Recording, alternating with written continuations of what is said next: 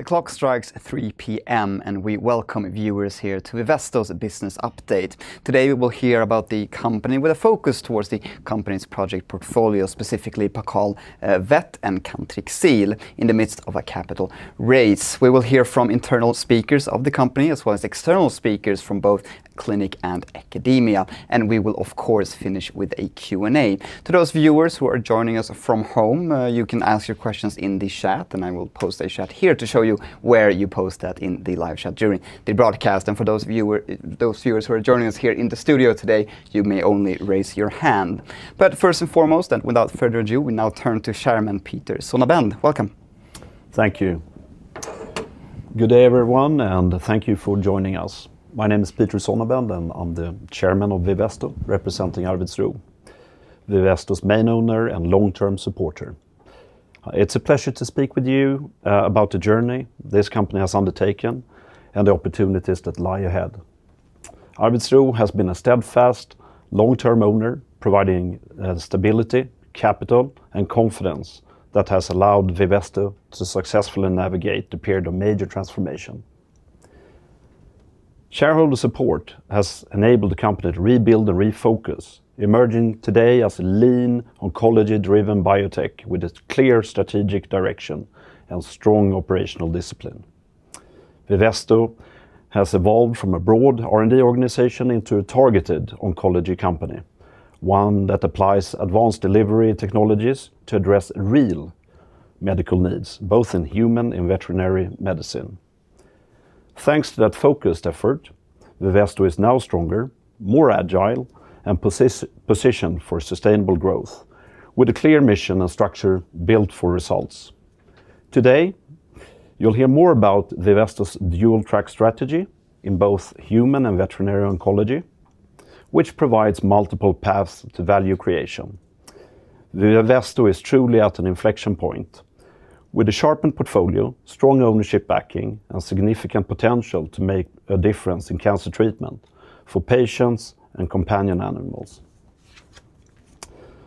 The board of directors fully supports the recently announced financing plans and the strategy that Eric and his team are pursuing. We are confident that this approach positions Vivesto for both scientific impact and shareholder value. So with that, I'd like to hand things over to Eric, who will walk us through the details of the strategy and introduce some of the experts joining us today. They'll speak about the tremendous unmet medical need that Vivesto is addressing through its innovative treatments. Eric, the floor is yours. Thank you. Thank you so much, Peter, for those kind words. Thank you, Arvidsro and Per.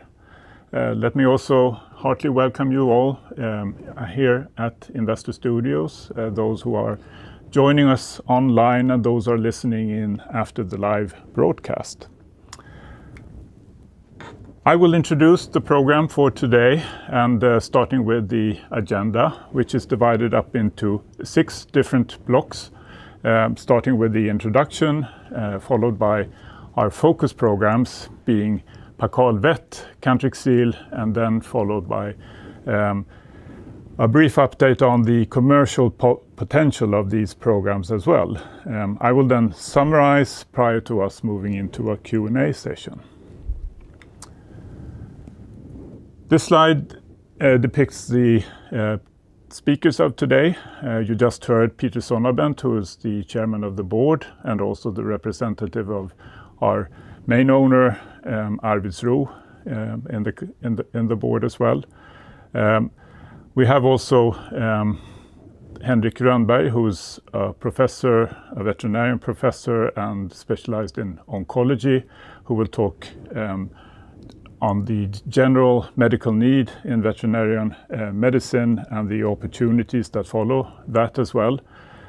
Jim Perry will talk on the specific medical needs that our program has the potential to serve, namely hemangiosarcoma and solid cancers in cat. And he's also the medical responsible person for our ongoing studies in the US. Today we have also the honor of welcoming Björn Tore Hjertsson, who is an MD and a professor in hematology, who will specifically address the unmet medical needs within acute myeloid leukemia. Teresa Fernandez will talk on the programs and update you on the positive results that we've seen in both our programs, both Paccal Vet and Cantrixil. And Johanna Röstin, Chief Regulatory Officer, will address the next steps, the development plans taking us to market approval for these programs. Nina Herne, who is a PhD and MBA, will then describe the commercial potential of our focus programs. So this slide depicts the pipeline that we have within Vivesto. So it's the human medicine pipeline with Cantrixil, which is in the late stage preclinical, and Apealea, which has gone through a registrational study for ovarian cancer. And within veterinary medicine, we have Paccal Vet for dog, where we have an ongoing pilot study in hemangiosarcoma, which we recently presented very positive interim results for. And for Paccal Vet, we're also running a dose-finding study in cats. So our aim is to leverage value in the existing project portfolio. And for Paccal Vet, we have paclitaxel in a proprietary micellar formulation. And in addition to that, we had, through previous clinical studies in dogs, quite extensive positive safety and efficacy data supporting the now initiated pilot study in hemangiosarcoma in dogs.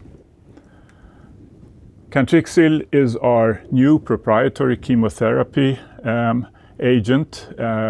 We looked at various cancer opportunities and found that we had a combination of both unmet medical need and strong data supporting to continue within hematological cancer, and hence decided to initiate preclinical studies aiming at a preclinical proof of concept within this area.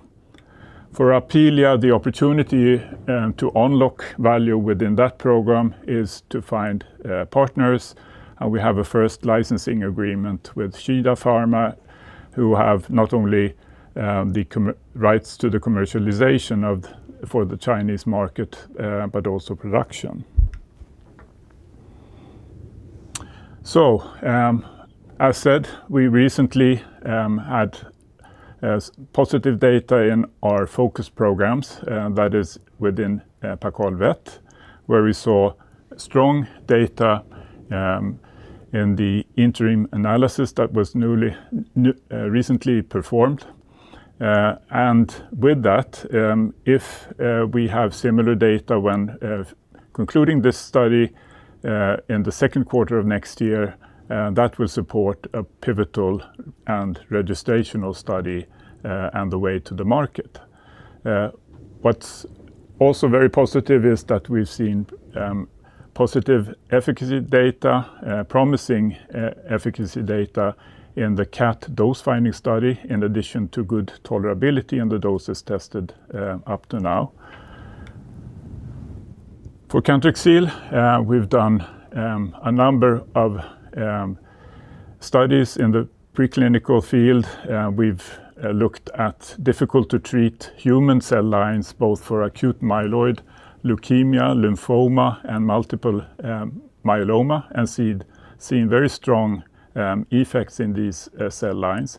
And in addition, in an animal model, again with a difficult to treat acute myeloid leukemia cell line, we saw effects not only in with monotherapy, but also in combining the drug with standard of care agents. What this has done is given us support to continue the development not only for human use, but we also see opportunities within veterinary medicine, and we'll come back to that. So why the interest in veterinary oncology? You will hear more about that throughout this afternoon.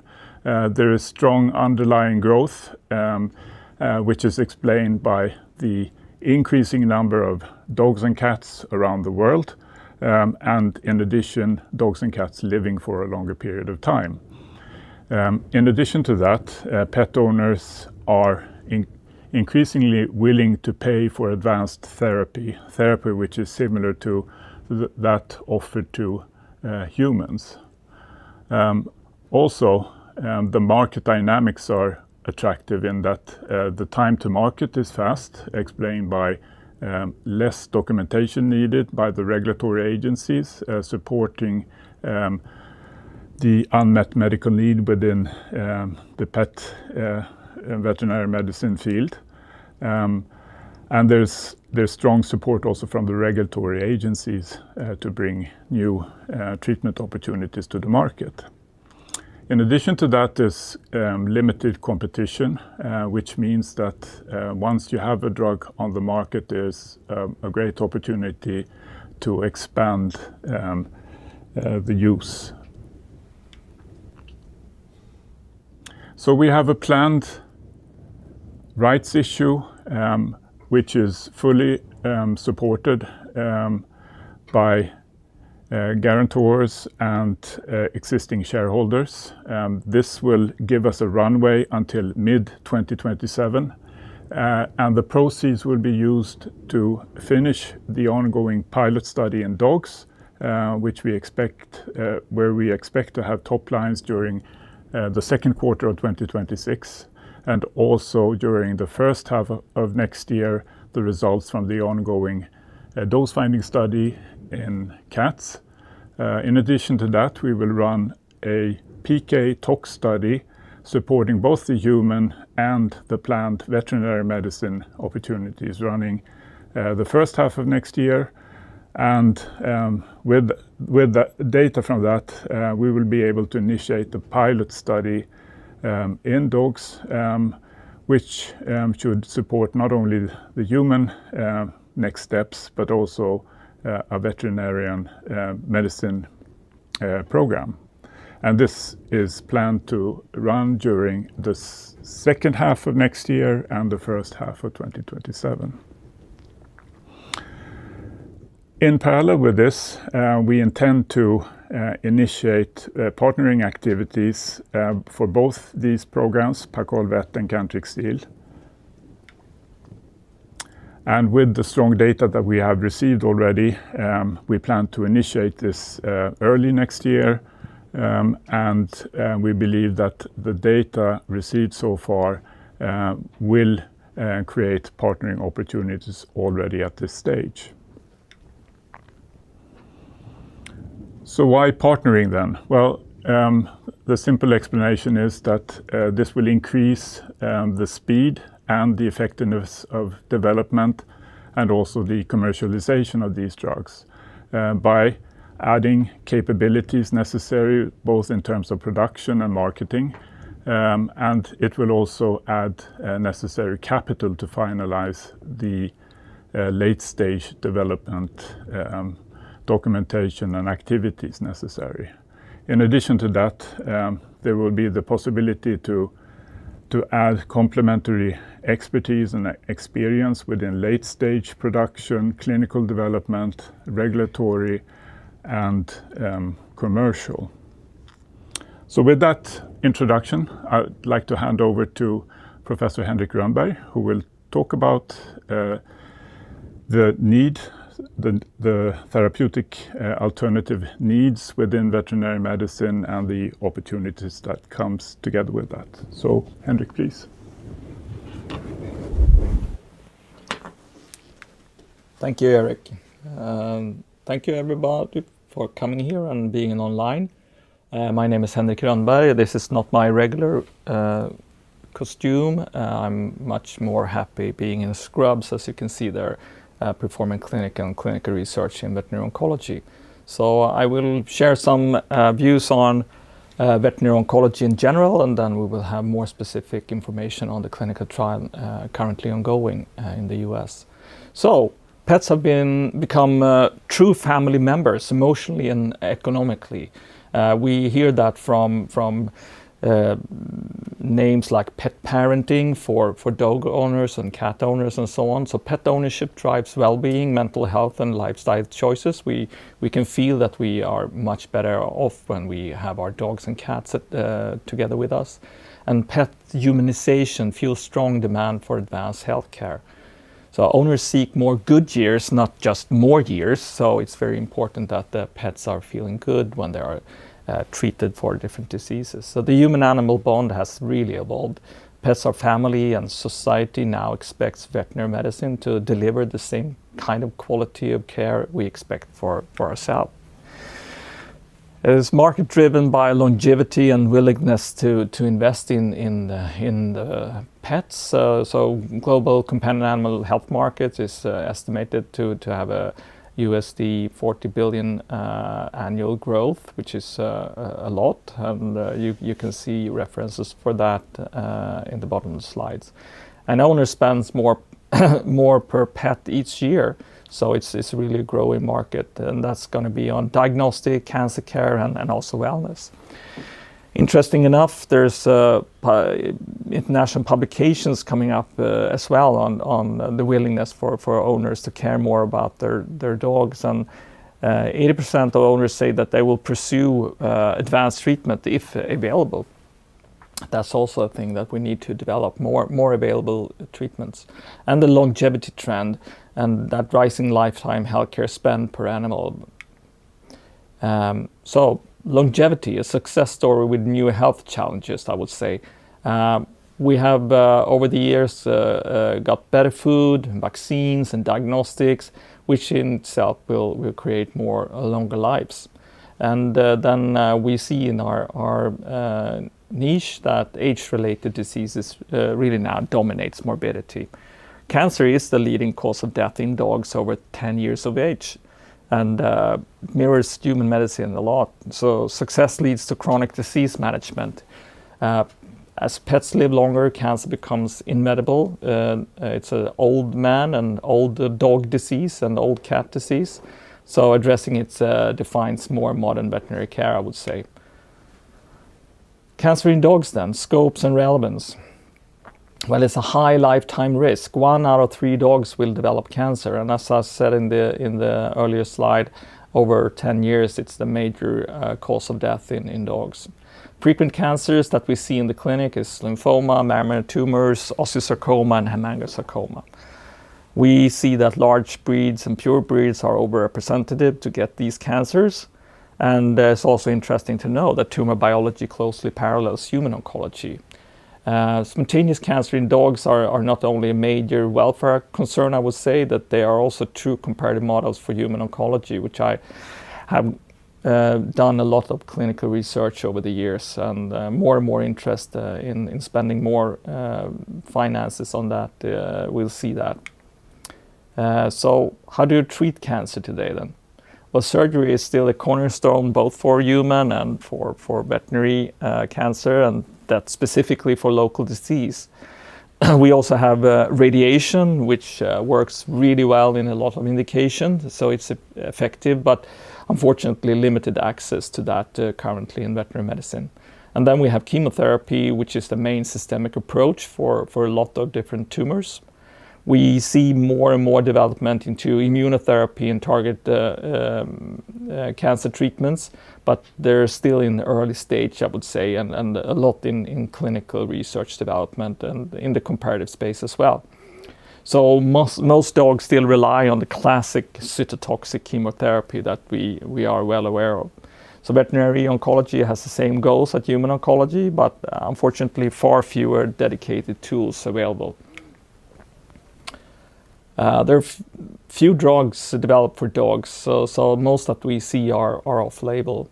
So the majority of anti-cancer drugs that we use today, they are human generics, so-called off-label. only a handful of veterinary-specific chemotherapeutics are approved globally. I would say that it's 5 to 7. Species-specific development increases scientific credibility and also safety information for us as clinicians. It enables individualized dosing, optimized efficacy, toxicity balance, and improved quality of life. So developing drugs specifically for dogs, I wouldn't say that that's a luxury. It's really essential for credibility, owner's trust, and true precision medicine in veterinary oncology. So some people tell me that chemotherapy is really for the past, but it really remains foundational, I would say. So it's still the backbone of multimodal cancer therapy. Multimodal cancer therapy is a word meaning that you use different treatment options for treating the cancer, and sometimes you can then use lower dose intensity each treatment. You can go for less surgery, less radiation if you combine them, and you can also do less chemo if you combine the other two. So multimodal cancer therapy is definitely what we try to use in the clinic. So the key roles for chemo is adjuvant in surgery settings, post-surgical treatment, rescue, or conditioning for immune therapy, which they work on the immune system. So you have that to make the immune therapies work better. So many new modalities depend on the combination with chemotherapy, and we really need reliable, well-tolerated formulations, which remains a cornerstone of veterinary cancer care. So chemotherapy is definitely evolving, just not disappearing. It's the platform upon next generation treatments are really built. So the One Health continuum then. Naturally occurring cancer in dogs, they bridge human and veterinary medicine. Comparative oncology informs drug metabolism, resistance, and immune response.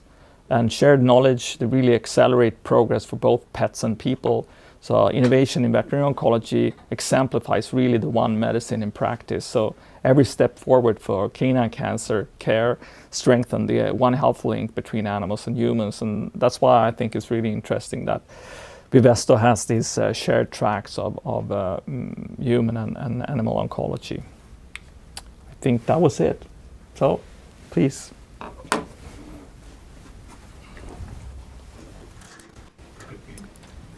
Thank you, Henrik. After Henrik has been providing a more broader perspective on veterinary oncology, I'm going to be focusing on our Paccal Vet program and the reasons why we believe this is a compelling market opportunity. As you may already know, paclitaxel is a well-established chemotherapeutic agent that has been used for decades in the treatment of human cancers.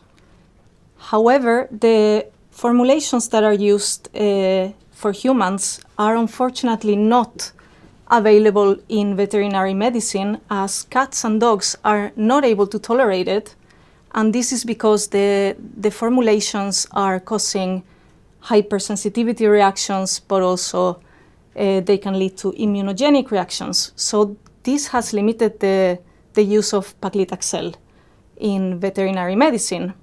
And this is exactly where Vivesto's technology is coming into play. We have already demonstrated that paclitaxel, when it's administered in our XR17 proprietary formulation, it's both safe and efficiently can be given to animals. So it is therefore we think we have a unique positioning for this program, and we are currently building up the value by having 2 studies that are ongoing in the US, one in dogs and one in cats, which I'm going to be focusing on in my next slides. So as I just mentioned, we are running a pilot study in dogs that have a splenic hemangiosarcoma, which is an aggressive cancer that occurs commonly in dogs. And the dogs are receiving surgery as the standard of care. And after that, for this particular trial, they are receiving as well 4 doses of Paccal Vet every 3 weeks. So the treatment phase is 12 weeks. And after that, the dogs are entering in a follow-up phase where they're being monitored with rechecks for tracking their health status, but also the treatment response.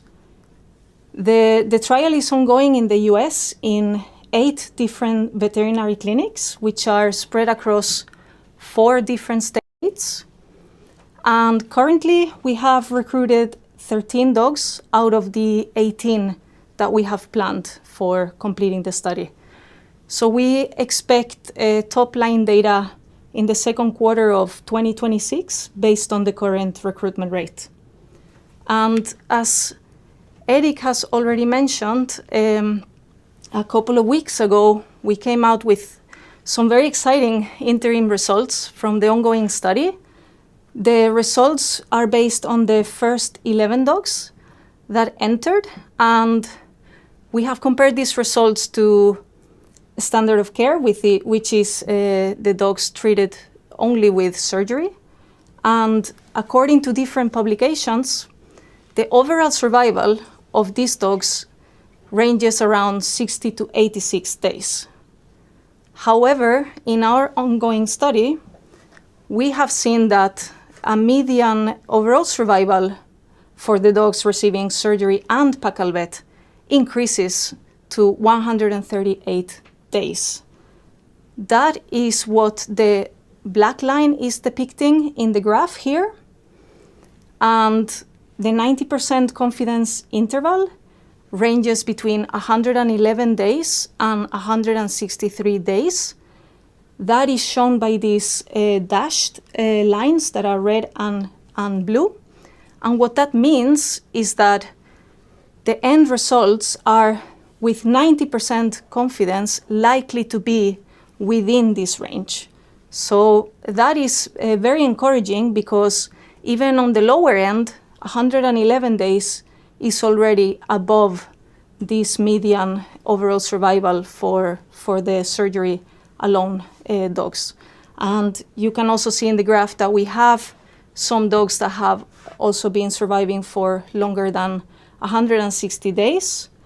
So in general, Paccal Vet seems to be doubling the survival of these dogs, which is extremely encouraging. Now moving to the cat study. This is actually the first study being conducted in cats, and it was therefore important to test which dose the cats could tolerate. So this is a study that is being done in escalation until we can find the maximum tolerated dose. And we are recruiting cats that have different types of solid tumors, usually hard to treat, or that have failed previous treatment modalities. And just like the dogs, these cats are also receiving 4 doses of Paccal Vet every 3 weeks. And the study is also being run in 3 sites in the US. And we have recruited 8 cats out of the 12 planned. And we expect top-line data in the first half of 2026. As the study is ongoing, we only have preliminary results, but they are extremely promising. The first 2 groups that have completed the dosing have tolerated the treatment extremely well. We haven't seen any dose-limiting toxicities. So we are moving up to a 3rd group that is currently ongoing at 80 milligram per square meter. So not only are the cats tolerating the treatment very well, but some clinical responses have also been observed in this study in different kinds of tumors, for example, in lymphoma and carcinoma.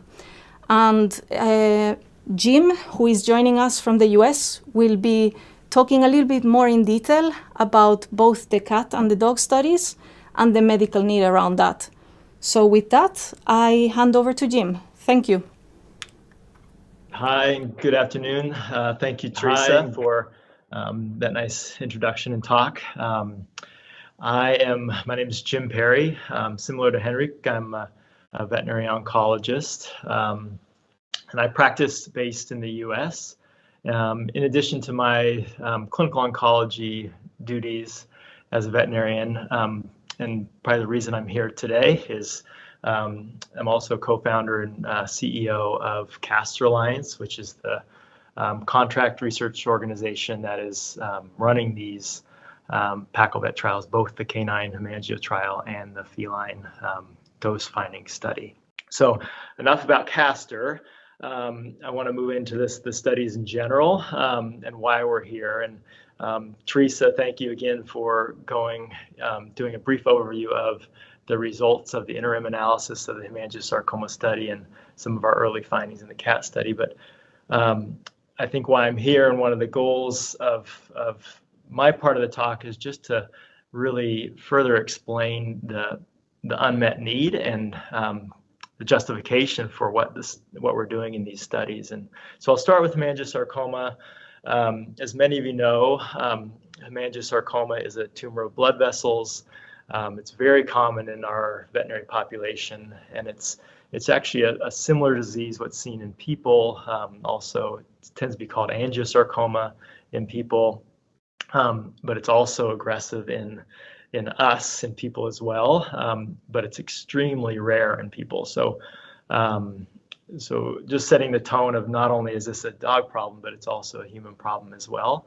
And just to put perspective on how common it is, a recent study looking at, it's the Golden Retriever Lifetime Study, where they're tracking Golden Retrievers specifically. They found 1 in 5 Goldens have a lifetime risk of developing hemangiosarcoma, so very, very common. And to add to that, about 70% of cancer-related deaths in Golden Retrievers is from hemangiosarcoma. Now, I don't want to just focus on Goldens. I mean, as you'll see in our pet population of breeds in the study, which is in the lower right, we have a smattering of different breeds. German Shepherds is another very common breed, Portuguese water dogs, and then obviously mixed breeds are not immune to hemangiosarcoma either. So overall, it's very common, which proves that, yes, there is a market for this. Treatments for hemangiosarcoma. And one other point I wanted to make as far as this disease is that dogs with the disease aren't necessarily show any clinical signs until it's kind of at the life-threatening part. So dogs can kind of harbor this disease as it's growing in the spleen or potentially other organs. And when it becomes significant is when they actually grow to the point that the mass bleeds. So most of these dogs are presenting to emergency services or the primary vet on emergency with acute collapse secondary to bleeding. And just polling our emergency service, our ER docs here see about 3 to 4 cases per week of dogs with spontaneous rupture or bleeding within their abdomen that could be hemangiosarcoma. And the reason I emphasize this is just these dogs are coming in essentially critical condition, and their pet parents are faced with life or death decision. Do they send the dog to surgery to remove the spleen and stop the bleeding, or do they elect humane euthanasia?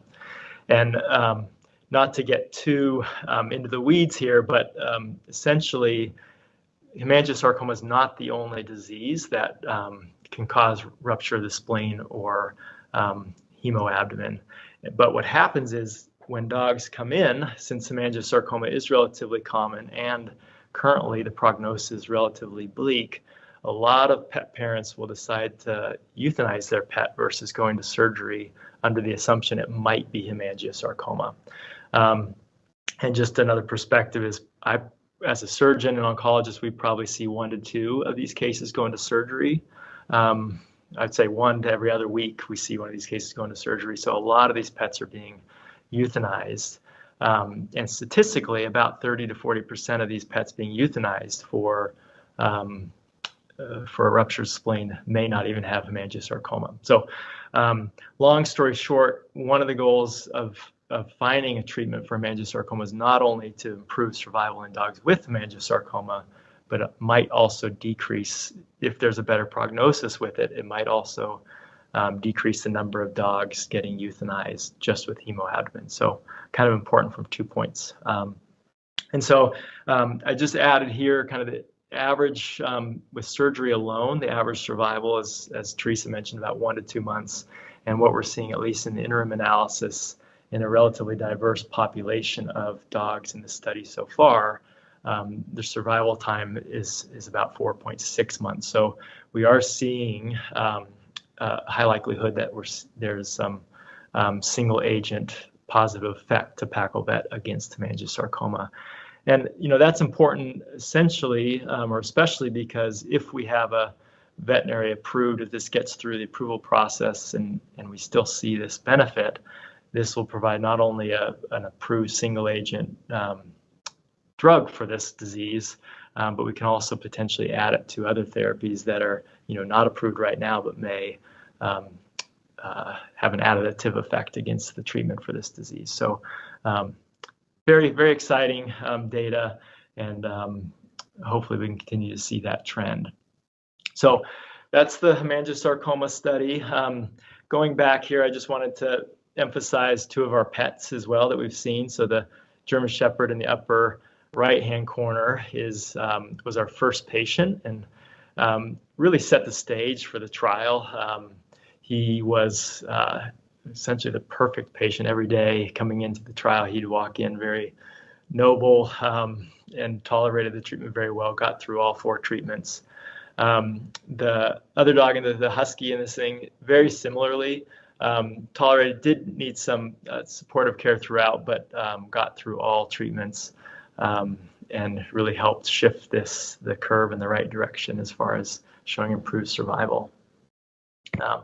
Now moving on to the cat study. So I will just right off the bat say we're especially excited by the fact that Vivesto is interested in this treatment for cats as well, just because right off the bat, cats are very much underserved, not only veterinary patients, but oncology patients. And it's not because they're necessarily underrepresented from a pet standpoint. I mean, looking statistically, there are more cats in U.S. households than dogs, with over 75 million cats, sorry for the typo, but cats present in U.S. households alone. So there's definitely a market for therapies for these animals.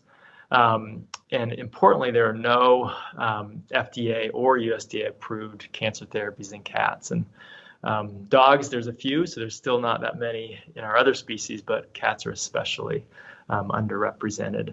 And another big part of the cat picture is that the cancers that cats get do have a very similar, I guess there's a lot of the cancers that cats get are similar to the human side that are treated with paclitaxel. So the fact that they have a similar distribution of cancers as people with that get that treatment, having a treatment for cats that's paclitaxel based is hopeful that we'll be able to treat these cats in general. And I've just put a graph here that shows kind of the more common cancers that we see in cats and how they are similar to what is on the human side that are treated with paclitaxel. So oral squamous cell carcinoma is probably one of the most common cancers we see in cats. It's the most common oral tumor of cats. It's also utilized as a model for the oral squamous cell carcinoma in people. Cats also get essentially the equivalent of triple negative breast cancer, a highly malignant cancer in cats that is also treated with paclitaxel in people. And then lastly, lymphoma, probably the most common malignant tumor we see in cats, is commonly seen too. So the way we design the study in cats is that we're looking essentially at all measurable tumors. And since paclitaxel, really very few cats have been treated with paclitaxel based on how the traditional formulation is not tolerated well, no cats have received Paccal. So one of the important parts of transitioning to this study is, one, find a dose that is safe for cats, make sure that they tolerate it, and then also in the recruiting of cats, we're doing all tumor types that are measurable. That will hopefully allow us to find a potential tumor type that might respond to paclitaxel or Paccal. So the design of the study is essentially we're starting at a relatively lower dose just to make sure we don't overshoot tolerability, and we're enrolling 3 cats per group per dose. And as they receive the dose, we escalate the dose and continue to monitor responses. So far, we've enrolled 9 cats. 8 cats have received treatment so far, with the 9th cat planned to receive treatment today. And really, I can't, the data are pretty preliminary, but I'm very excited to see a lot of these responses or cats we've seen so far have had at least stable disease, as well as some partial responses, which is may not sound extremely exciting, but in the context of treating feline tumors specifically, and also just any gross tumor, any response to chemotherapy to me is a positive. And while it may not be curing these tumors, one advantage of potentially using chemo in this setting is we might be able to use it in combination with surgery or other modalities to try to get that cure. So just wanted to show an example. These are 2 cats that we've enrolled so far. The cat with the large neck mass in the first picture on the right, it says carcinoma cervical. This cat presented with a large mass next to his trachea, whether it being thyroid versus other type of carcinoma in the laryngeal region. This was very invasive based on palpation and had been resistant to other chemotherapies. Once we started the Paccal trial, there was a noticeable shrinking. And also along with that, it became more movable. So there would be, the hope was that we were going to be able to have a surgical option with this, with more treatment with Paccal. So we continued. It got to the point where we felt it was more surgical. We did a CT scan, but unfortunately, there was evidence of spread to the bone, so we weren't able to pursue surgery here. But it definitely provided an example of where neoadjuvant therapy with Paccal might help us improve survival times. And then lastly, I'll end with the orange cat named Henry. Presented essentially in respiratory distress to our medicine department, was diagnosed with laryngeal and peritracheal lymphoma. The owners, knowing that the lymphoma prognosis is so poor in general with standard chemotherapies, they wanted to try a new therapy. And Paccal in this study put the cat into a strong partial remission to where essentially it could breathe normally and have a good quality of life again while on therapy. So the downside of this study is or not downside, but just the way the study works. The study outlines 4 doses of paclitaxel. The carcinoma cat got through all 4. And as I'll mention on the next slide, the owners really wanted to continue paclitaxel, which just goes to show that people are wanting this therapy. The lymphoma cat, unfortunately, had to move away from our clinical site, so it wasn't able to complete the full course of study. And unfortunately, that cat, its disease progressed pretty quickly once it was off therapy. So the hope is here as we learn more about paclitaxel or Paccal in cats, we'll be able to potentially dose it in a longer setting or make changes and really help more cats with these diseases as well.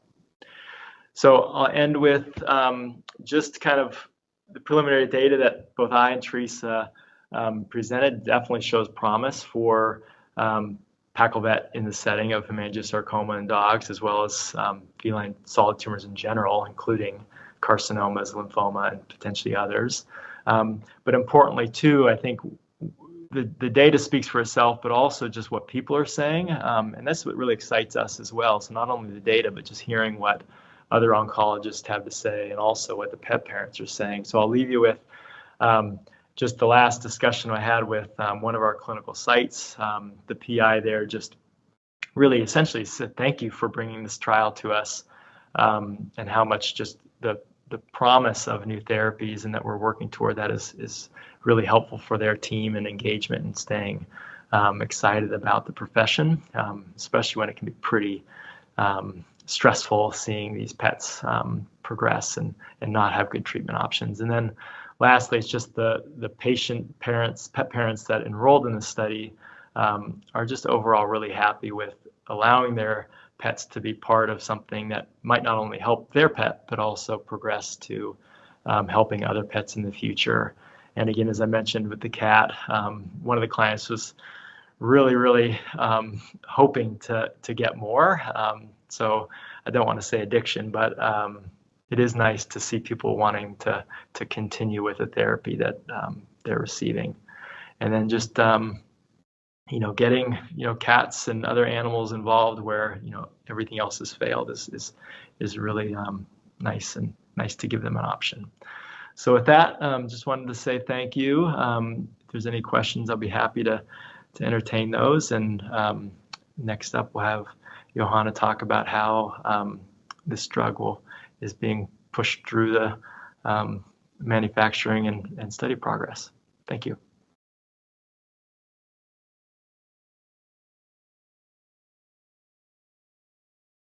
My name is Johanna Rostin, and I will talk about the Paccal Vet program going forward. But first, let me start with a brief background to this project. The Paccal Vet program actually builds on a strong foundation of previous development work, a lot of documented data, and a history of regulatory interactions. Starting with safety, we have through previous clinical trials gained a lot of knowledge about the tolerability and safety of Paccal Vet, and it's been shown to be tolerable to administer to dogs, and it does have an acceptable safety profile. It's been given to more than 300 dogs in previous studies, and with the recent clinical trial in hemangiosarcoma, I think we are up to about 330 dogs. Efficacy next. So in the studies performed previously, we have seen that Paccal Vet has indicated anti-tumor activity in several different cancer forms, squamous cell carcinoma, mast cell and mammary tumors, and these are published data. When it comes to the manufacturing process, Paccal Vet is manufactured by the same manufacturing process as our human product Apealea. So that means the process has been developed, validated, and approved by EMA for human use. It's a well-defined process which manufactures drug to a high quality. Regarding the regulatory interactions, there have been many regulatory interactions with authorities, FDA in the US and EMA in Europe. Recently we've had regular interactions with FDA, the Center of Veterinary Medicine, on the hemangiosarcoma development program, and they've actually been very helpful and interested in this program. FDA also granted Paccal Vet the so-called MUMS designation. MUMS stands for minor use or minor species, and this designation is the veterinary version of human orphan drug designation. It provides nice incentives to the sponsor companies and urges companies to take on development. The EMA has also granted limited market classification, which is the European version of the MUMS or minor use. So, looking then into the Paccal development program for market approval. So right now you've heard we are conducting a pilot study in hemangiosarcoma dogs and a dose-finding study in cats. And the top-line data are we anticipate them to come in the second quarter of next year. In order to be able to continue this development, we need a partner. There are two major blocks of activities that will be performed before we can get full approval and place a product on the market. So when it comes to the manufacturing process, as I said, we have a reliable process in place. However, it needs to be set up at a commercial manufacturer, a company that is willing to take on long-term manufacturing of a veterinary oncology product. So it has to have the right capabilities, scale, regulatory knowledge. The second major block of activities relate to the pivotal clinical trial. So in this trial, and just to be clear, we will focus on the dog pathway going forward. It's a program that has come the furthest. So in this pivotal clinical trial, Paccal Vet will be compared with standard of care and statistically evaluated for safety and efficacy. So when can we anticipate to get market approval? This regulatory strategy, of course, needs to be aligned with the partner. But our current thinking is to file first with EMA for a conditional approval. This is enabled by the limited market classification, where a filing can be made based on very limited clinical data. So that application could be submitted after the CMC part of the commercial manufacturing process is in place. And this is, of course, very beneficial to place a product come early to market. When it comes to the US FDA, we are now thinking to target the full approval pathway and await the clinical trial data from the pivotal trial. These different strategies relate to the different regional regulations and have to do with the exclusivity periods that are obtained at market approval in combination with the commercial strategy.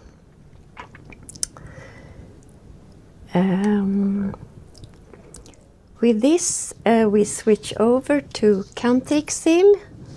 So please let me introduce Björn Tore Hjertsen. He's a professor in hematology and will address the medical need in human AML. Thanks for that kind introduction. Acute myeloid leukemia is the most aggressive blood cancer we have in adults. In contrast to children's leukemia, which is a lymphoid leukemia, acute myeloid leukemia is a more heterogeneous disease where the majority of patients are in the higher age groups. There is about 4 per 100,000 per year with new AML patients, but that's overall. If you go into the age groups above 70 years of age, it's 17 per 100,000 per year. So with an aging population, we are going to see an increasing number of patients.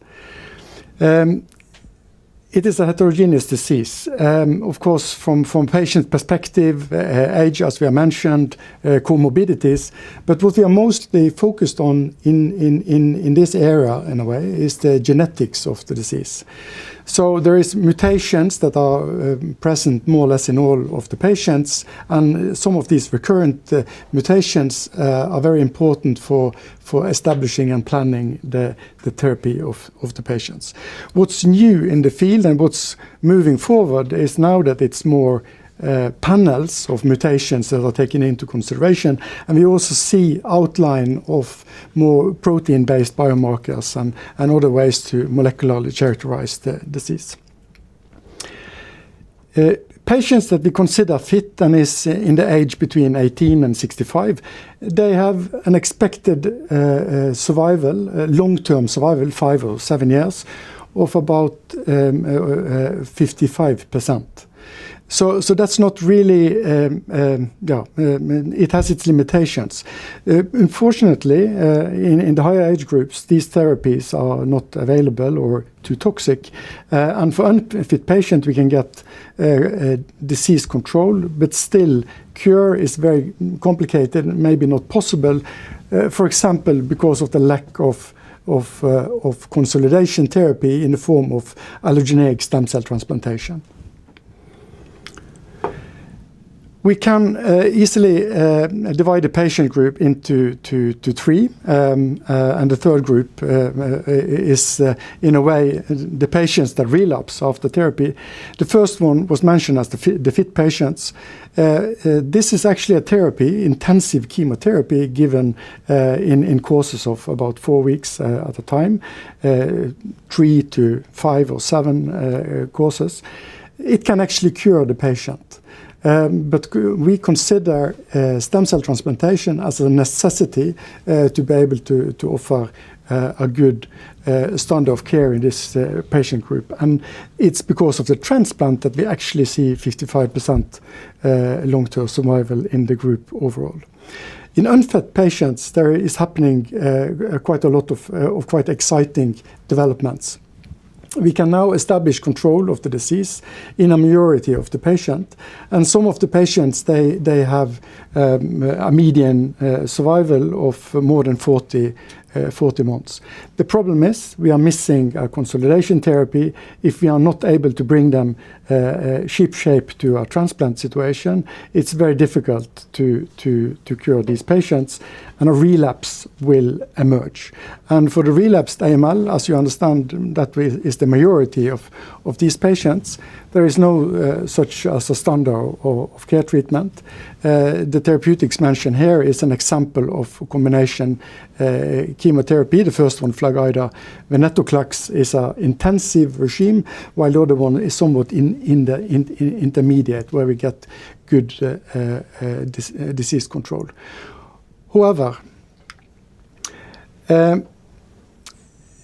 in this landscape, all new therapeutics that are as good as or better than the options we already have is very, very welcome.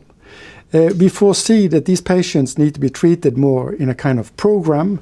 As I mentioned, the majority will relapse. We need a second option, and we need a second option that is tolerated nicely. On the left side, you see a stuffed bone marrow where most of the cells are malignant. There is some mature cells. And of course, these mature cells, for example, making platelets or red blood cells, as you can see indicated here, these cells need to be preserved if the therapy is going to be successful.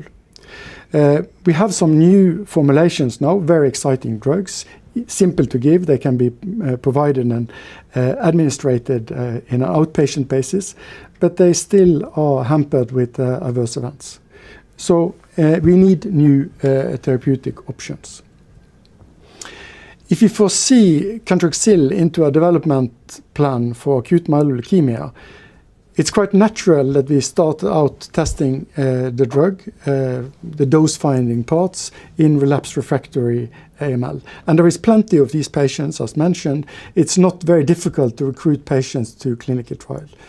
These clinical trials, they will need to explore combinations, sequences that are beneficial. In all new drug development programs, it's very important to think about biomarker strategies and searching for subsets that are more sensitive than others. The current landscape of conventional chemotherapeutics is a fact that we know that some patients will really have benefit from the drugs, but we cannot foresee which of the patients will be the beneficial responders to the treatment. So combinations and genetic subsets, for example, as a starter, is very important to bring with us also from the first patients that we treat. Then, if we have a clear biomarker strategy, it's quite obvious that the first-line treatment that is given today is also in a kind of shift. There is interest for less intensive therapy, which can bring the patient to the consolidation therapy currently as allo hematopoietic stem cell transplantation. So with those words, I would hand over the words to Teresa. Thank you. Thank you so much, Björn Tore. So I'll be focusing now on our Cantrixil program, which is a new class of chemotherapy that we are developing for hard-to-treat hematological cancers. So Cantrixil is a potent and selective third-generation benzopyrene that has a unique mode of action, and we've previously shown that it can actually target the full spectrum of cancer cells, including those more resistant tumor-initiating cancer cells that are thought to drive cancer relapse in patients. As you already know, we are currently in preclinical development, and we have previously also shared throughout these years and the previous years some positive results within the program. However, we haven't really been able to share many details on these results because we were working on filing a patent, and it is therefore very important to keep those results confidential.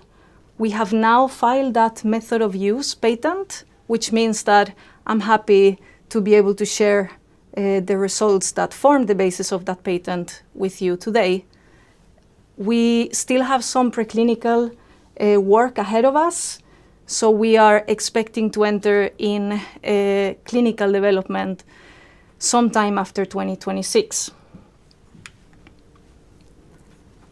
So I would like to guide you through the first set of experiments and results we obtained within the hematological cancer sphere. And here we began by testing Cantrixil in a panel of different cell lines derived from patients with diverse hematological malignancies. We selected these cell lines based on different mutations and disease backgrounds to sort of have a good starting point to understand whether Cantrixil could be effective in all of them or maybe just in a subset.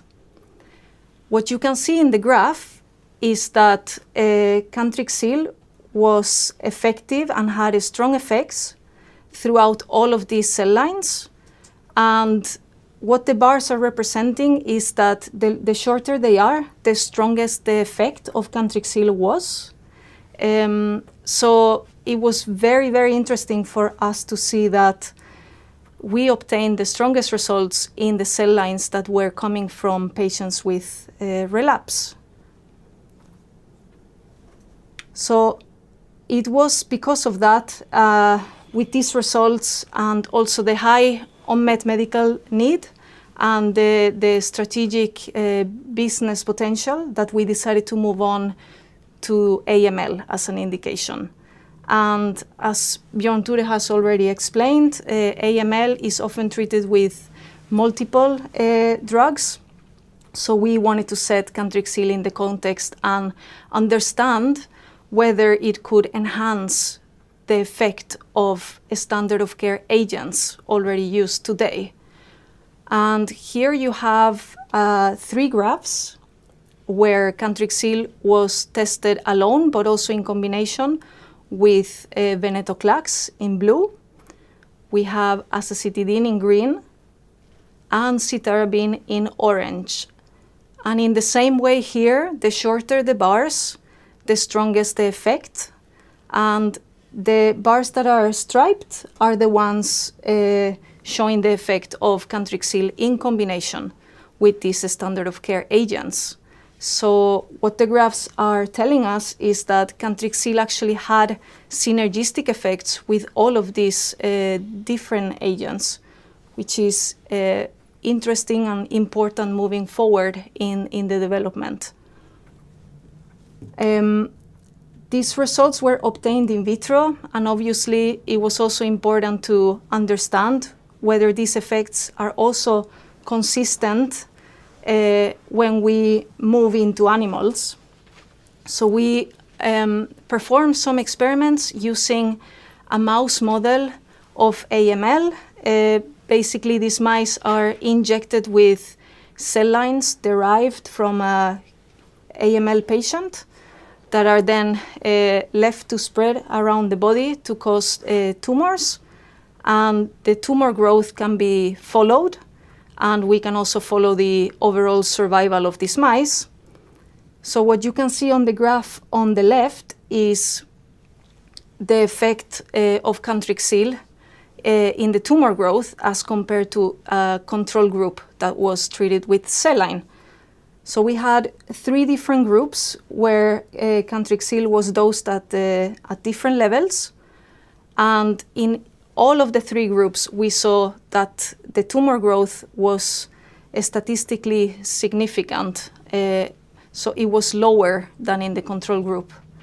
And what we also saw is in a different set of experiments, we compared the standard of care with venetoclax and azacitidine to a group having also Cantrixil. So basically a triple combination group. And it was interesting to see that firstly, these animals tolerated the triple combination treatment extremely well, which is important because we don't want to be adding any extra toxicity to this group. But also we saw a significant improvement in the overall survival of the mice when Cantrixil was added together with the standard of care. And although in the curve it doesn't look as a very big difference on the days, I want to highlight that this is a very aggressive model and small differences in the days is expected, but they were still significant, statistically significant, and of importance is that the survival curves are not really overlapping. So that adds also a level of significance to these results. And the results I have presented to you today are comprising the patent application that has now been filed and hopefully can extend the IP for Cantrixil until 2044. So with that, I leave the floor to Johanna.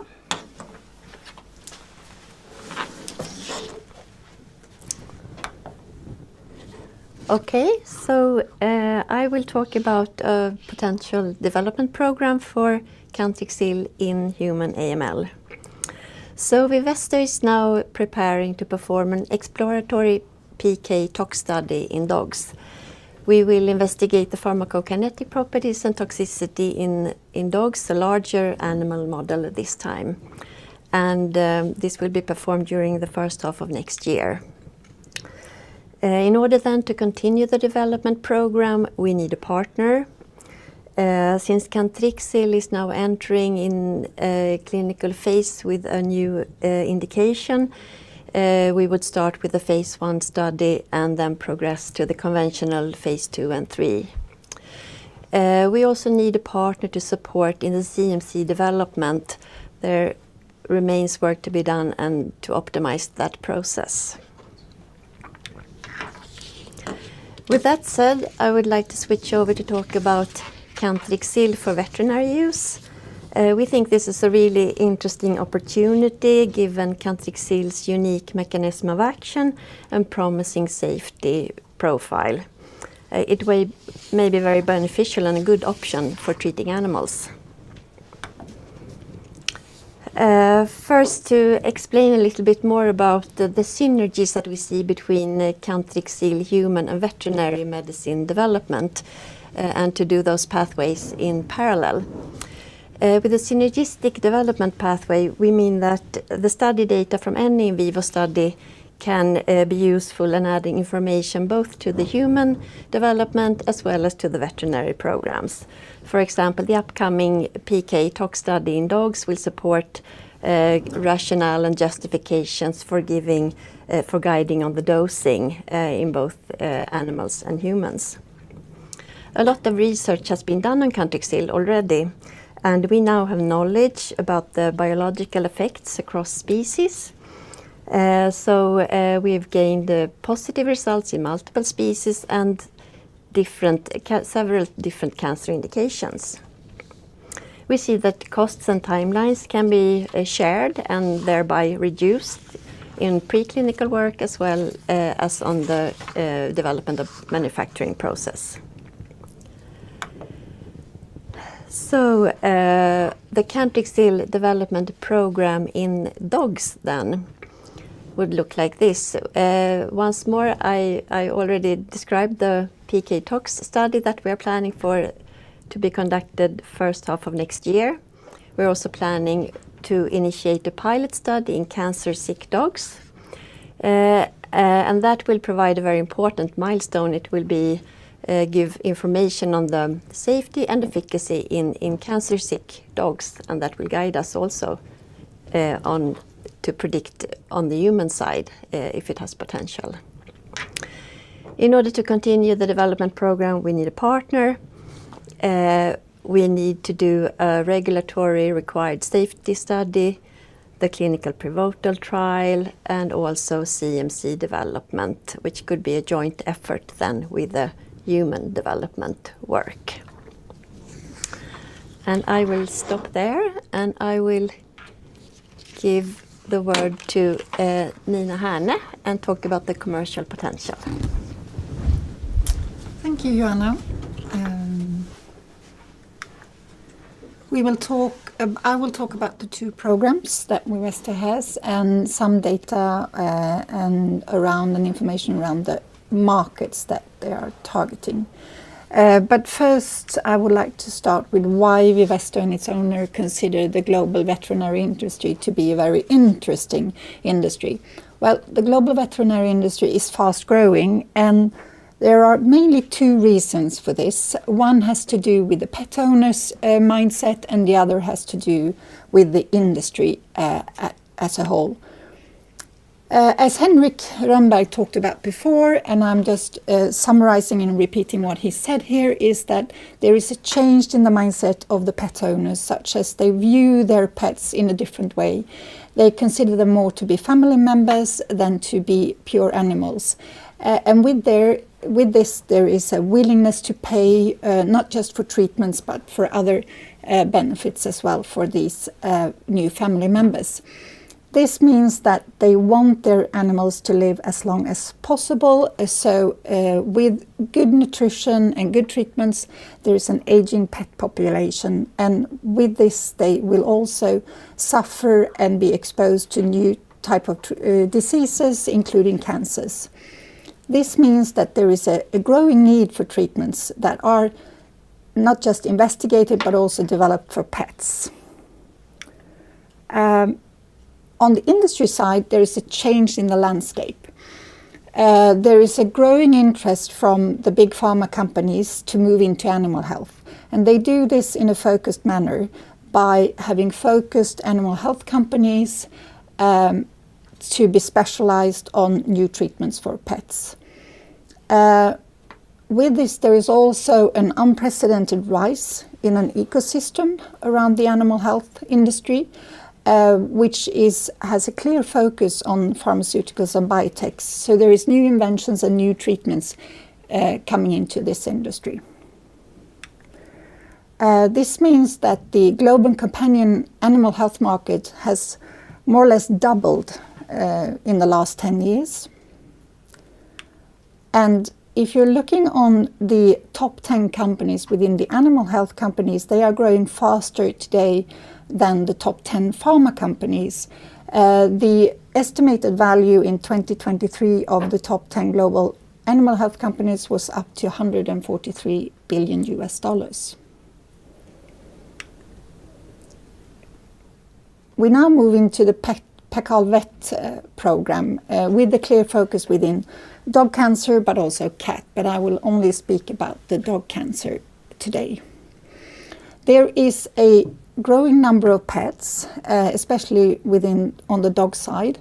The estimated market size in 2025 was nearly 94 million registered dogs in US, close to 100 million in Europe, and in the rest of the world, almost 300 million. The prevalence of the disease target or the targeted disease that we have or indication within Paccal Vet program, which is hemangiosarcoma, is 53 dogs out of 100,000. We believe that the Tanovia, which is a recently approved drug for lymphoma, is a good benchmark for setting the pricing for Paccal Vet within hemangiosarcoma, both in US and Europe. And the estimated pricing then will land between $3,000 to $3,500 for a full treatment. So there's a good market for Paccal Vet within hemangiosarcoma, but there is also a good opportunity outside hemangiosarcoma, because as we talked about before, there's 1 in 3 dogs that will develop tumors, and 1 in 2 dogs will actually, over 10 years, will suffer from cancer. So the incidence in dogs are close to 400 dogs per 100,000 dogs will suffer from cancer at some stage in life. So there's a large opportunity here to expand into other tumors outside hemangiosarcoma, such as the squamous cell carcinoma, where we already have data, but also mast cell and mammary tumors. Moving into the Cantrixil in AML. A few words here on the market within the AML. The market size here in the 8 major markets, and now we're counting US, Europe, Japan, and China as well. Their estimated number of patients within 2032 will be close to 96,000 patients. The market value of that will be close to $3.7 billion US. And as Björn Tore talked about, even if there are treatments today, standard of care treatments, there is still a large unmet medical need within this patient population group. The incidence is around 4.3 patients per 100,000. And the prognosis is very poor. 5-year relative survival is close to 33%. Björn Tore talked about a little bit where there is the greatest need within AML, and there is a large need within the relapsing and refractory patients where there is no standard of care, and where Cantrixil could be a drug to meet that unmet medical need. To give you a sense of possible pricing of Cantrixil within AML, we look towards venetoclax, which was recently approved for AML patients, and here we're looking towards an annual pricing around $80,000 US in US, in Europe half of that, and in Japan roughly the same as in Europe. And now we're moving over to summary to Eric. Back to you. Thank you so much, Nina, and thank you all the speakers for today. I think it's been a really exciting afternoon. Thank you to everyone in the room listening still, and also online. I think we've had not only an exciting afternoon, but an exciting year as well. We've had really positive results that will help us in the upcoming year as well. Those positive results really pave the way to the next steps in the program and also the expansion of the programs in terms of the CAT study when it comes to Paccal Vet, and the Cantrixil Vet study as well. So with the planned rights issue, we will have investments that will take us through very important milestones also next year. Those being the completion of the dog pilot study, the second quarter next year, and the cat study sometime the first half of next year, enabling not only initiating pivotal registrational study, but a conditional approval along the way in Europe.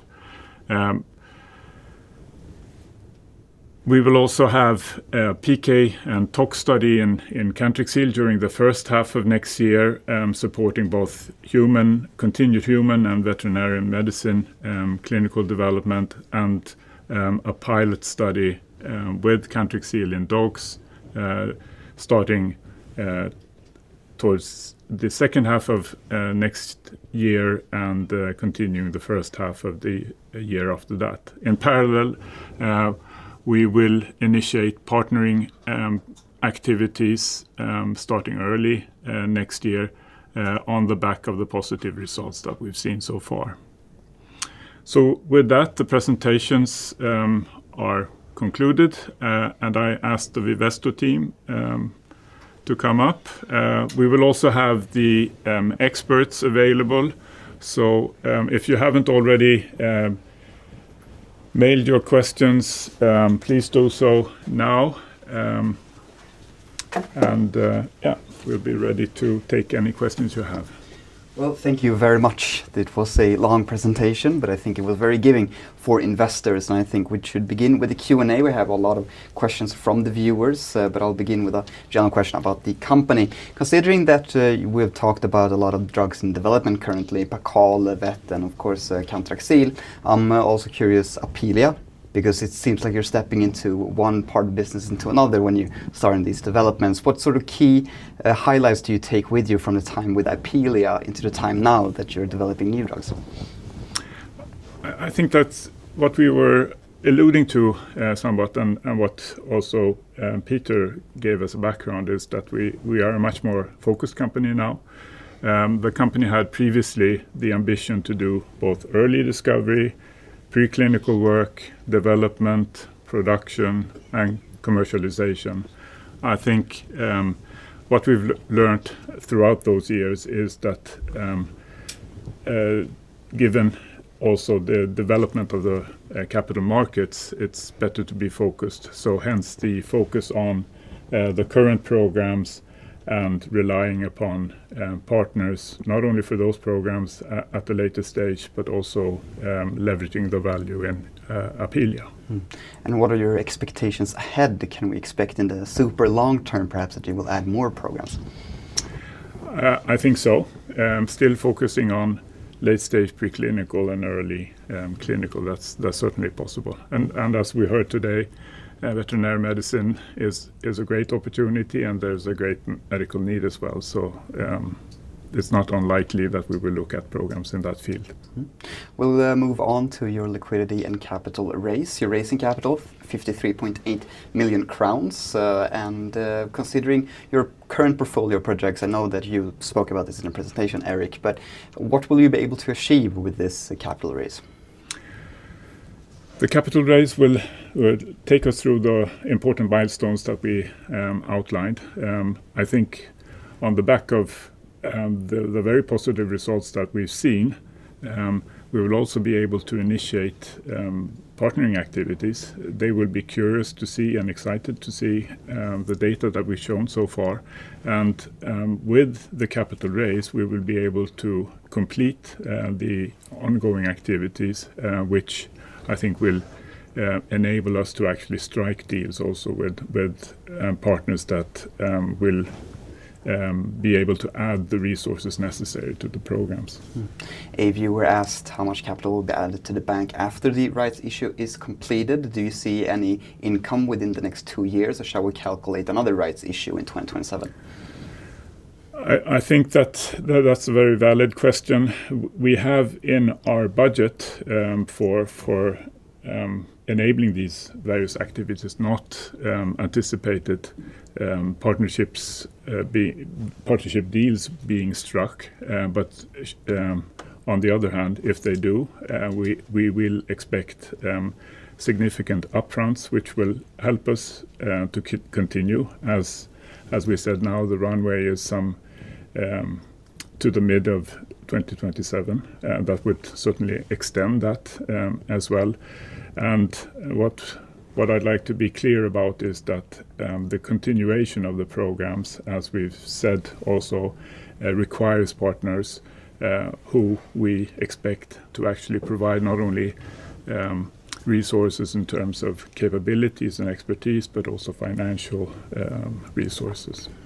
And Peter, here with Vivesto, you're supporting this capital raise, of course, during your pro rata, as we say. Which other significant shareholders are committing to this issue? I think we are the largest one by far. So we have seen interest from the other ones on the top 10 shareholder list.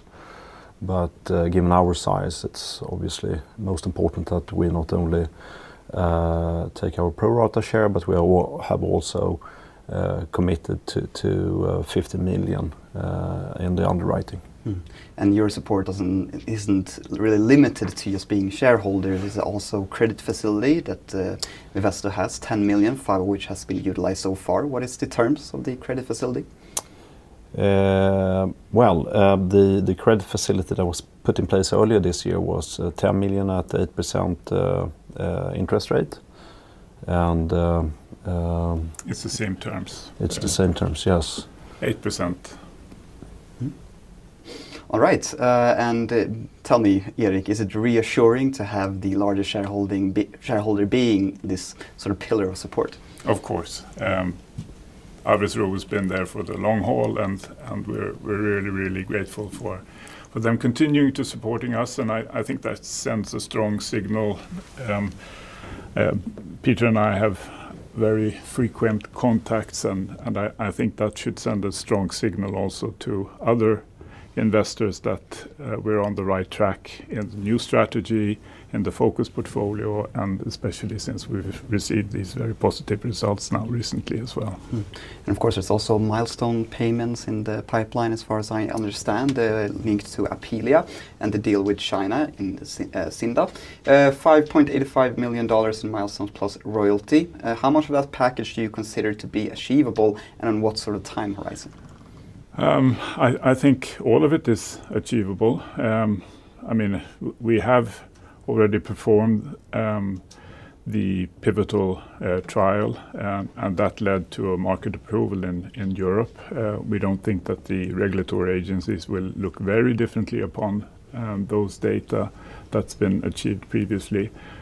Obviously, there is some activities that needs to be done. Some complementary studies will be needed in China, as well as setting up a new production, since Shida Pharma will actually produce the drug, at least for the Chinese market as well. So there's a couple of years needed before we get any significant milestones and royalties, I would say. If you were asked if there's any signal from the Chinese party that want to move forward to sell Apealea on the market, and when can that happen?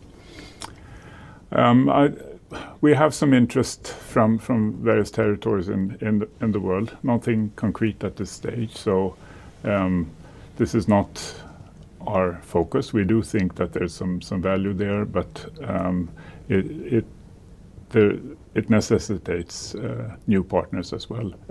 Obviously, if the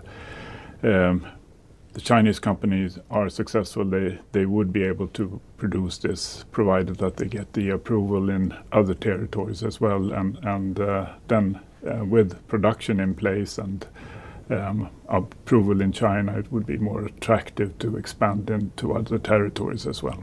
Yes, exactly, and that leads me to the other question from the viewer. Are any partners being sought for any other markets here, example Latin America and European?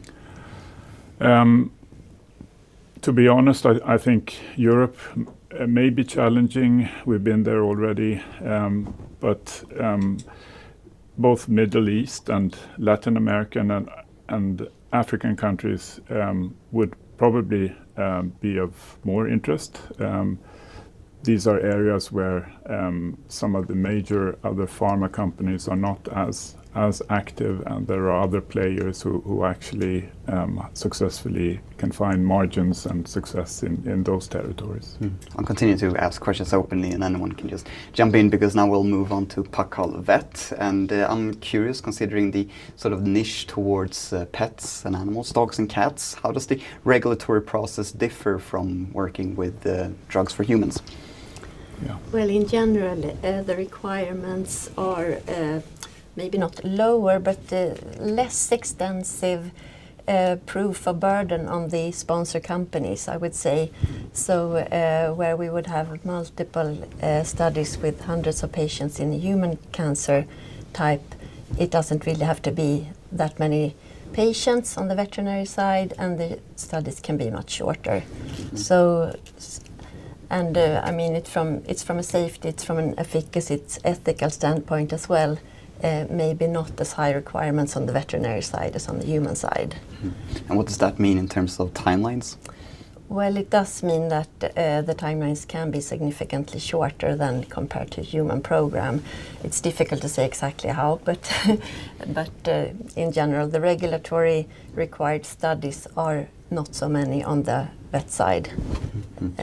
And assuming that the final pilot data in dogs remain in line with the interim readout, what are the next concrete regulatory steps to sort of determine whether or not you will move into a pivotal registration enabling trial? I would say that the first thing we would do is to share the clinical study report with the FDA.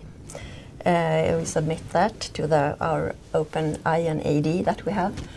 And then start preparing for a quite extensive scientific advice meeting, both with EMA and FDA. It's very, very important to align the strategies and activities with the regulatory expectations. So, what would be the minimal viable design that still satisfies regulatory and future commercial partner?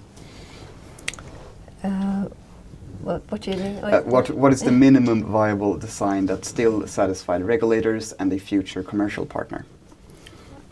Design of. I think it will somewhat depend upon the final results we get from the study. But if we see similar effects as outlined by Teresa earlier, it's a quite limited study. The regulatory agencies will require safety data, given what Johanna also outlined in terms of we have already since before 314 dogs, and we're adding to that. I think the efficacy will be what actually steers the number of dogs required in the pivotal study. So we're expecting at least 100 dogs, but somewhere between 100 and 150 dogs. Mm-hmm. And remind me, when do you expect this to be on the market? On the market, I think it depends on the partner. Of course, we hope for a strong partner that can support us very efficiently. But I would say 3 years or 4 years, something like that. 3 years. And we might add to that also that in terms of initiating such a study, obviously there needs to be a regulatory agency interaction, and we plan an international study, and I think a partner will agree. But to start that, we need clinical trial material also, and there is existing clinical trial material, so it's not a bottleneck. Johanna outlined the need to start commercial production. That will be sort of the limiting factor in terms of getting approval and reaching the market as well. So the sooner we can get a partner, the better. It sounded also in the presentation that you need a partner. Can you elaborate a little bit on why having a partner is so important in this and why you can't do it on your own? I mean, the obvious reason is the capabilities in terms of production and a marketing organization, as well as financing the program. I think ideally we would find a partner amongst the 10 largest veterinary medicine companies. But if it would be such a company or a company that would like to focus on one territory, then I think that based upon that and validated by that, we could seek additional funding. But that's not the first option. It's sort of a second option as well. But I think that finding a partner is both finding the resources, but also finding the validation of the program. You've heard quite a lot of support for both the medical need and the commercial potential of these programs as well. But I think an additional such validation will be through a partner as well. That's an additional factor for why it's important. And without telling us too much, have you already initiated discussions with potential partners? We've had a couple of very few preliminary discussions, but that has been more sort of circumstantial. I think that, as I indicated, we will start a process more in the beginning of next year. What I can tell you is that we are looking into the possibility of working with business development consultants to make this as effective and professional as possible. And this is something that we have put in the budget for next year and the first part of the year following that as well. And it's also a matter of finding the right partner. There is a viewer in the chat Exactly. who expressed a little bit of concern that one might find a partner, but the partner might not take the product to market. How do you ensure that that won't happen? Well, one reason for choosing a very professional business development partner is to actually get the boxes checked in terms of the resources and the capabilities to actually take a program and take it successfully, not only through development but also in production and also commercialization of the programs. The same viewer also expresses a little bit concern about the market that Paccal Vet will meet in terms of, for instance, dog insurance, etc., and the sort of payment power of the pet owner / customer. Can you elaborate a little bit on the sort of market you will enter into the USA with Paccal Vet? I think, as we heard throughout the afternoon, this is certainly an increasing market, not only in terms of numbers, but also in terms of willingness to pay. And we're seeing that through not only the few products that are actually approved for veterinary oncology, but the prices paid.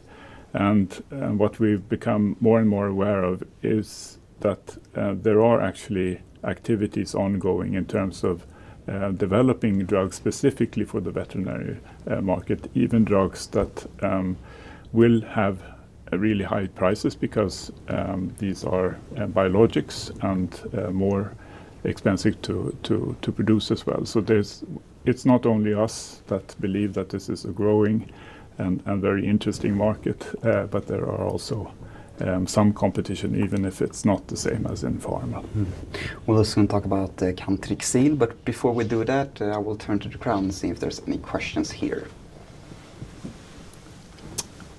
No, all right. Then we'll move on to Cantrixil, giving the synergistic effect seen with standard of care drugs. Do you envision the first AML trial as monotherapy dose escalation study, followed by combination, or would you move directly into combination trial?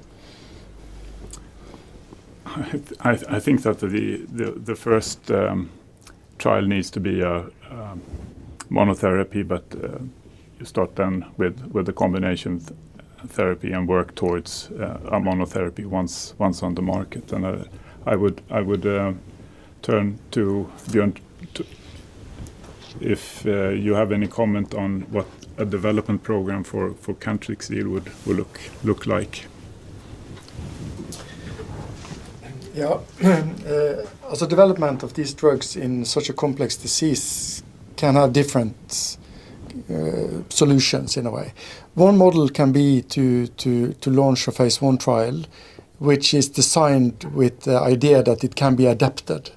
So first we determine the dosing, looking for signals of therapeutic effect, and then eventually build it up with one or a few combinations in small arms.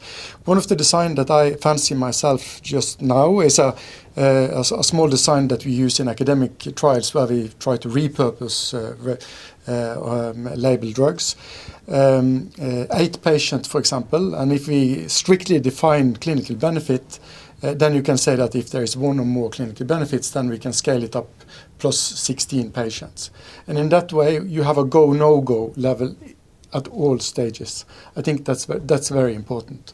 If there is unforeseen toxicity or problems or group of patients that do not should have this treatment, it's important to identify them early on.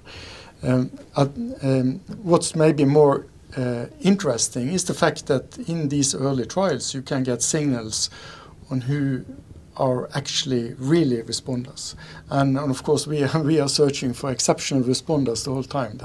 That's what we hope that you have in your portfolio. Thank you. Thank you. And assuming that you've reached full funding, what are the next steps and timeframes to get Cantrixil to first clinical study? I think Johanna, could you take that question? Assuming that you have reached your funding, what are the next steps to get Cantrixil to first clinical study? So as I said, we will run now a PK tox study. We will do a pilot study in the dogs. Then we need to, we have for Cantrixil a lot of data in various models, animal models, and we also have in humans. Still, we might need to do a gap analysis on the GLP tox to do some complementary work there, and we need to have CMC development coming a bit further. Then we could start Cantrixil phase 1. And what is your strategy regarding partnerships to Cantrixil, and how does it differ from Paccal vet?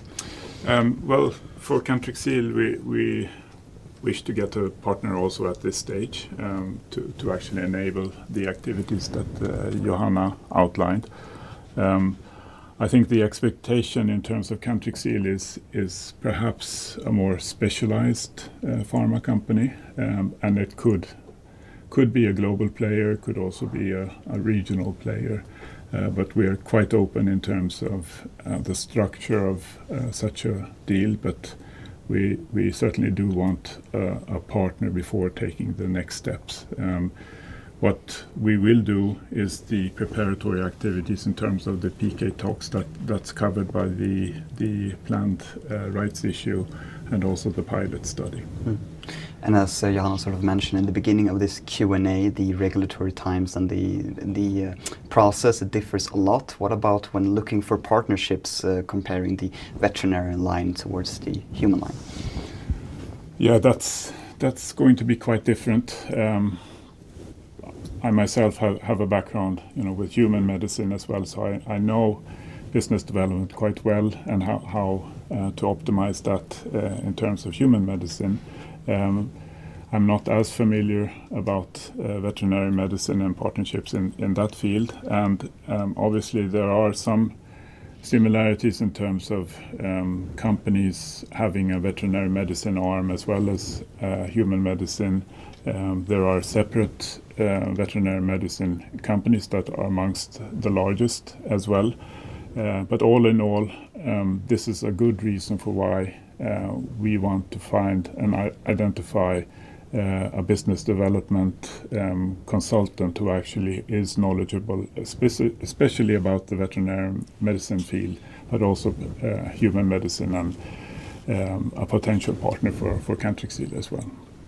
We will soon turn to Jim Perry, who will joining us via link, but before we do that, we will turn to the audience again if there are any questions. Yeah, if you just, I can run. Just a reminder about the toxicity profile of Cantrixil and how if it's overlap with drugs like venetoclax and azacitidine, perhaps. So at the moment, in the preliminary results that we have seen, we have actually not seen any toxicity. Usually when you do studies in mice, you would like to see that they don't lose more than 10% of weight, and we have been within that level. So that's the reason why now we would like to do this PK tox in dogs to see that these results are replicating. I know that venetoclax and especially azacitidine are quite toxic, so if we would be able to add Cantrixil, that maybe would allow us to have a lower dosing on this venetoclax and azacitidine as well, to have a more powerful, effective treatment. So that's the reason why it's so important to see synergy in these results, but also that there is no overlap in toxicity. But we need to look a little bit more in depth now, and that's why we want to turn to do the dog studies, which is a species that resembles humans much more than mice. And also, out of curiosity, why do you think you see better results in the cell lines with resistant tumors? It's very interesting. I know that we have already data from other cancer types, and we have seen the same. Perhaps it is has to do with the mechanism of action of Cantrixil. So I mean, it's very encouraging, and I hope that we can dig into that much further. But at the moment, yeah, we were happy to see these results and also interested. Yeah.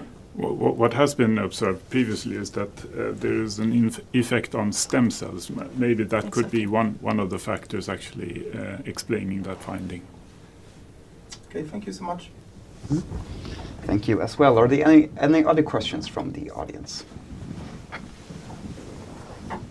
No, all right. So then we turn to Jim Perry, who gave us a slide here in the presentation. Jim, from your perspective as a study operator, what will the pilot study need to show to justify moving into a larger registration-enabling trial?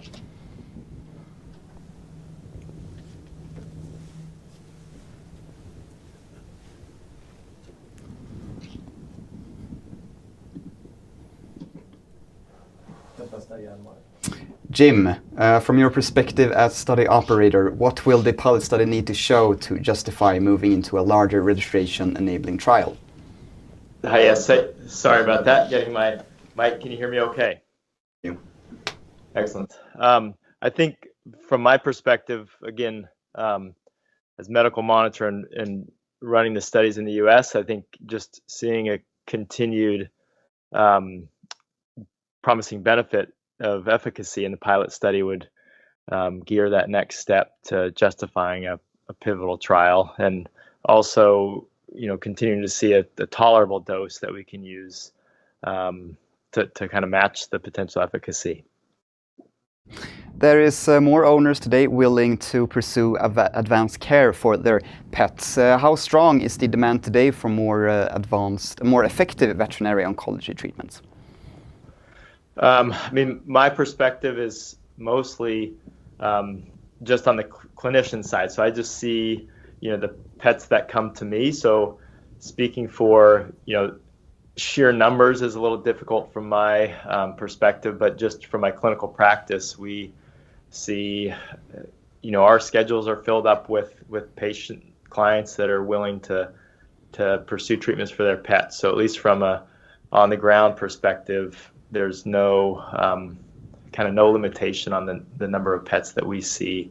You know, relative to the available veterinary specialists to treat these pets, we see plenty of willingness to move forward with advanced treatments and costly treatments, to be honest.